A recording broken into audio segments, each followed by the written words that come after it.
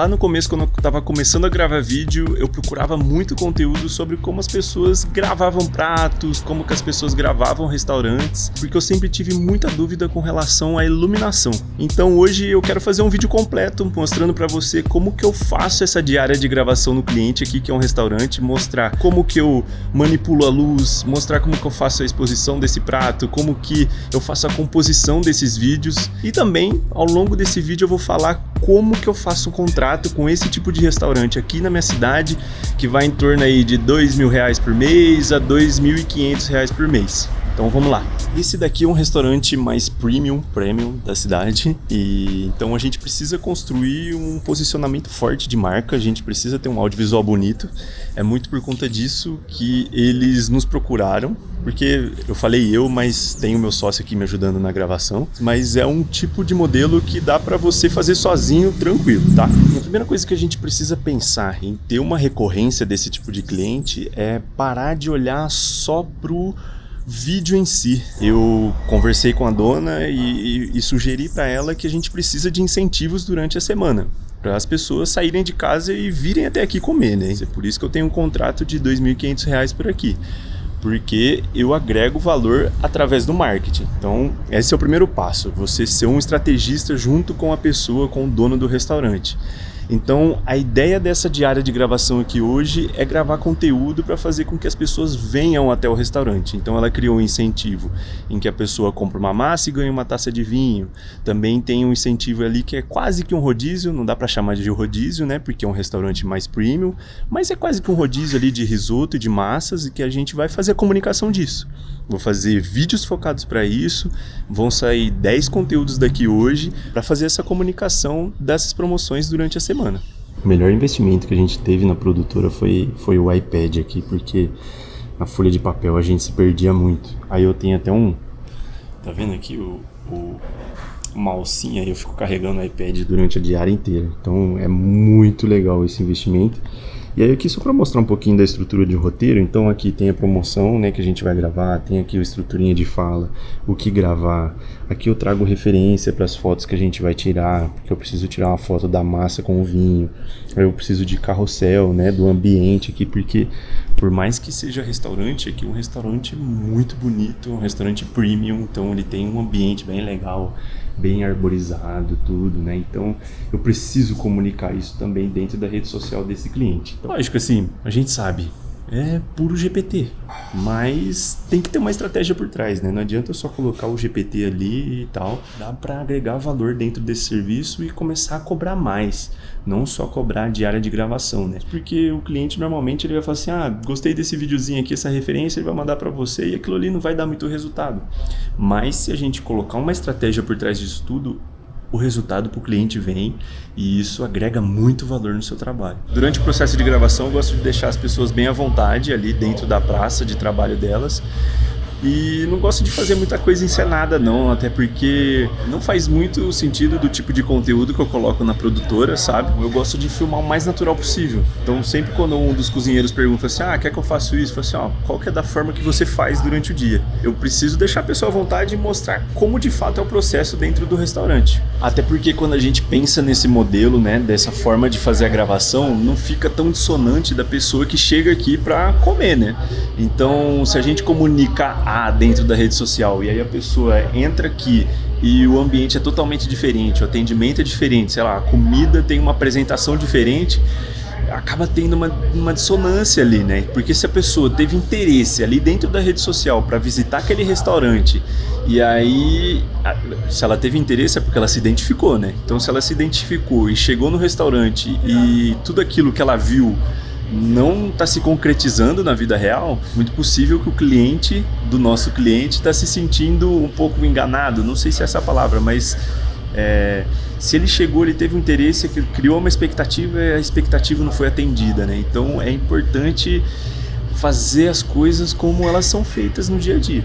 Eu quero frisar aqui nesse vídeo que tudo que eu tô passando sobre iluminação, eu não tenho nenhuma base teórica. Eu vi alguns cursos aí ao longo da minha vida de filmmaker, mas é tudo experiência e eu talvez aqui não vou ter muitos termos técnicos para passar para você. O que eu vejo que funciona muito dentro da gastronomia é a gente gravar a favor da sombra. Eu nunca vou ter uma iluminação frontal na comida. Tanto que você pode reparar aí que a gente usa apenas uma fonte de luz. E essa fonte de luz normalmente está do outro lado do plano de quem está gravando. Eu até fiz um take aí que eu mostro a diferença que é gravar a favor da luz e a diferença que é gravar contra a luz. Porque ali a gente tem volume, a gente consegue ganhar textura dentro dessa comida. O ideal seria talvez um rebatedor ali, ia ficar uma imagem interessante, não ia matar a sombra. A ideia ali não é matar a sombra, é só dar uma iluminadinha, um glowzinho, mas a estrutura não permite. E aí também a gente raramente vai abusar muito de movimento de câmera, de fazer algumas transições. Eu não gosto muito, até porque infla muito o processo criativo. Eu gosto de fazer uma coisa simples, audiovisual bem feito, mostrar pessoas também durante esse processo. Isso é muito importante, não só mostrar a mãozinha ali fazendo, mas alternar os planos, né? Da pessoa fazendo, num plano médio, um plano detalhe da mão. Se possível, gravar um aberto da pessoa trabalhando para a gente ter muitas possibilidades durante a edição. E eu não gosto de vir muito preparado, eu gosto de chegar aqui e realmente entender o processo e falar assim, ó, como que você faz tal prato? Eu faço assim, beleza. Aí a gente vai lá e começa a fazer a gravação do processo de fato como ele é. Tudo isso que eu estou mostrando para você é o processo de preparação desse prato, né? Então aqui a gente tem um ambiente que não dá pra gente controlar muito, só tem um lugar pra gente colocar essa luz. É meio na guerrilha mesmo, que a gente faz da forma que dá pra fazer de acordo com o ambiente. Só que daqui a pouco a gente vai colocar esses pratos finalizados em cima de uma mesa e ali naquele cenário a gente vai ter um cenário ideal pra gente manipular as luzes e aí eu mostro pra você como que a gente faz ali disposto na mesa para fazer o take mais bonito do vídeo. E um detalhe bem importante que eu não falei. A gente sempre tira a luz ambiente. A gente só quer a nossa fonte de luz. Lógico, tem a fonte de luz externa aqui que é o sol, que acaba entrando na cena, né? Não tem jeito. Mas a gente sempre tira as luzes ambientes. Esse LED acaba destruindo sempre a imagem, esses LEDs de teto e tal. Então a gente sempre desliga e mantém as nossas fontes de luz. Aqui nesse caso a gente está usando uma, mas a gente tem outros equipamentos aqui que dá para fazer recorte e tal. Mas pela praticidade, eu acho que não faz sentido a gente montar essa luz. Talvez a gente monte quando for colocar o prato na mesa e aí a gente faz uma teoriazinha ali de luz bem bacana, bem bonita para deixar o prato melhor. Mas lembra, essas luzes de teto elas acabam com o vídeo. A não ser que você tenha uma luz ali muito potente que ela acabe matando essas luzes do teto, mas caso contrário só desliga e grava só com a fonte de luz profissional mesmo. Só para você ter uma ideia de equipamento, como luz principal a gente usa o Sokani X100, às vezes a gente usa esse Ulanzi aqui, que é o 40 watts, Pro Max 50 watts aqui, para fazer uma luzinha de recorte. E também a gente tem o bastão de LED, né?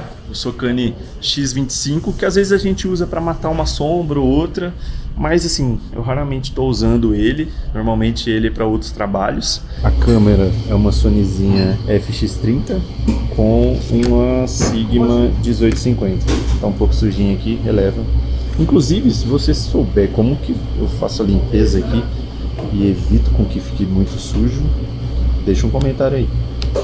Tem esse rigzinho aqui também, que dá uma pegada gostosa, né? Mas em suma é isso, de equipamento. Quando a gente vai colocar essa luz contra, ela vai dar muito reflexo por conta da gordura da comida, né? Uma coisa muito importante, a gente grava com o filtro CPL. A gente coloca o filtro CPL, eu fiz um takezinho aí mostrando o filtro, sem o filtro, né? Tirando o filtro e depois indo colocando aos poucos o filtro para você entender a diferença que fica dentro dessa imagem. Como você pode ver aí, se eu tirar todo o brilho da comida, você perde um pouquinho em profundidade, a imagem não fica tão legal. Então é legal pegar esse CPL variável e não matar todo o brilho, né? É importante deixar um pouquinho de brilho ali, porque fica bem mais bonito e tem essa profundidade. E é importante saber que essa iluminação que a gente joga contra, né? Então ela vai dar esse brilho e é importante controlar esse brilho, né? Quando a gente comprou esse filtro CPL e entendeu que ele serve muito para gastronomia, foi uma virada também de chave aí para as imagens ficarem mais legais. Aqui nesse caso, quando a luz... Ui, como come? Aqui nesse caso, como a luz tá aqui, a gente sempre vai gravar. Vai fazer um panzinho daqui até aqui. Eu nunca vou gravar desse lado aqui com a luz. Então eu vou sempre gravar a favor da sombra. Vai dar uma profundidadezinha bem legal. Vou colocar aí uns takes pra você ver. Eu só coloquei em 1% o Sokane, o bastão do Sokane, eu coloquei em 1% aqui, porque eu achei que tava fazendo muita sombra aqui, tá vendo? Aí eu quis matar só um pouquinho nesse take que você tá vendo, só tem o Sokane ali 1% em cima. Aqui eu coloquei uma luzinha de recorte aqui, mas na massa não ficou legal, porque esse prato ele é bem plano, né? Ele é bem chapado, então a gente não tem tanta sombra assim. Para contar um pouquinho para vocês sobre a pós, então na edição, quando a gente está fazendo vídeo ali para restaurante, né, de comida, é interessante a gente usar a melhor imagem nos primeiros momentos, aquela que dá fome, seja uma finalização do prato, ou seja o prato finalizado, a pessoa comendo. E esse é o tipo de gancho que funciona muito dentro da rede social. Eu raramente deixo a edição muito engessada logo no roteiro. Eu sempre falo assim, pô, preciso dessas cenas para ilustrar isso daqui. Aí depois na edição a gente vê o que dá para fazer, né? Mas assim, eu posso fazer um vídeo direcionado depois para pós. O que eu queria falar agora para você é como que a gente faz esses contratos num ticket que eu acho que é interessante, assim, para dentro de uma cidade que a gente está em Araraquara, que é interior de São Paulo, um ticket muito interessante de R$2.000 a R$2.500 ali com restaurante, é justamente ter um posicionamento diferente do filmmaker. A gente não tem um posicionamento de produtora de vídeo, a gente tem um posicionamento de produtora de performance, que a gente entrega vídeos que vendem para os nossos clientes. E aí você deve estar pensando, pô, mas como que eu vou garantir a venda para o meu cliente? Então, é aí que entra a parte de tráfego pago. A gente faz o tráfego pago dentro da nossa produtora. A gente distingue ali os conteúdos que são para Reels dos conteúdos que são criativos que vão para tráfego pago. Dentro do restaurante a gente vai fazer vídeo focado para levar as pessoas para o cardápio do restaurante para gerar venda. Ou a gente vai fazer um vídeo focado nessas promoções que a gente trabalhou junto com os nossos clientes, né? Então essa promoção que a gente está gravando essa semana, a gente tem vídeo que vai para o Reels, que é uma explicação, e a gente tem vídeo que vai para o tráfego pago, que é um vídeo bem mais simples, um vídeo fácil de ser consumido dentro do tráfego pago. Lógico, é um vídeo bonito, muito bem feito, bem roteirizado, mas a gente precisa fazer com que ele venda. E lógico, tudo isso a gente precisa de uma estratégia por trás, a gente precisa de uma estrutura, a gente precisa de um funil de venda. Então é com tudo isso que eu consigo agregar valor dentro do trabalho de filmmaker que a gente faz, né? De um trabalho de produtora de vídeo. É por isso que eu consigo cobrar de R$2.000 a R$2.500 nesses contratos. Aí, variando o nicho, tem nichos que a gente cobra aqui, tem contrato de 3.200, justamente porque a gente tem essa estratégia por trás, de trabalhar a marca do nosso cliente, de também gerar venda para esse cliente e agregar valor em tudo isso. Então, quando eu vou para uma reunião com um cliente desse, eu me posiciono como um estrategista, como uma pessoa que vai fazer com que as vendas dele aumentam. Não só que eu vou entregar um videozinho, é aí que eu consigo dar esse clique na cabeça do cliente e falar assim, e a venda fica muito mais fácil também, né? Eu já cheguei a falar um vídeo sobre isso aqui, mas eu não quero me aprofundar muito nisso, porque realmente o intuito desse vídeo é mostrar como que a gente grava, mostrar esse setup de iluminação. E assim, é bem difícil. Eu fui gravando o vídeo aqui e vi que é difícil fazer esse tipo de vídeo. Tenho certeza que depois eu vou editar e vi que vou entender que faltou alguma coisinha ou outra, mas em essência eu acho que para você que está começando, você que vai fazer um cliente de gastronomia e não sabe por onde começar, eu acho que esse vídeo é um ótimo caminho, é uma ótima porta de entrada. Então, se você tiver alguma dúvida aí com relação à iluminação, como que eu preparo esses roteiros, quais são as referências que eu pego, deixa um comentário aqui que eu vou ter o maior prazer de te responder. Até a próxima!